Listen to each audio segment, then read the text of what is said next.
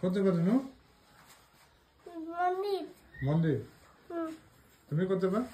মন্দিৰলৈ যাম।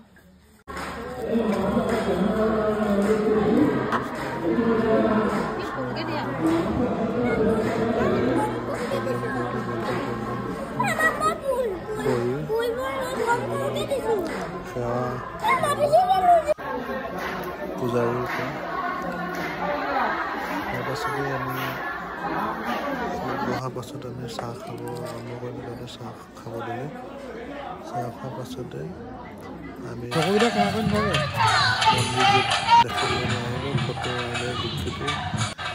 তাৰপাছতে আমি এই দোকান দুখন দেখাব চেষ্টা কৰিলোঁ, যিহেতু আৰ্য়া প্ৰজনন আছে। ৰাতি আৰ্য়া প্ৰজননৰ পৰীক্ষাকে দোকানো আৰম্ভ কৰিলে। তিনিখনকৈ দোকানৰ পাছতে মন্দিৰটো বাহিৰ চাইডৰ পৰা দেখাব চেষ্টা কৰিলোঁ, যাতে বনাই আছে। ভাত খালোঁ। ভাত খোৱাৰ পাছত সেই কাকাই জলকীয়া বিলাহী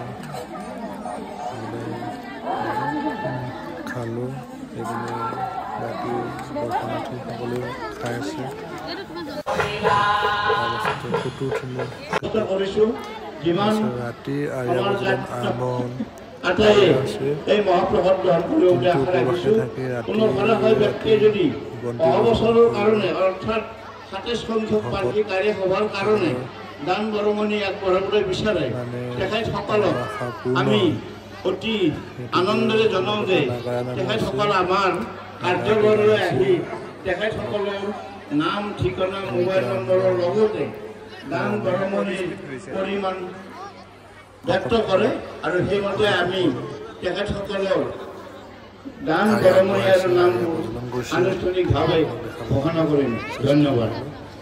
আৰ্য়া প্ৰজননৰ পৰা বহুতো সুফল পায়।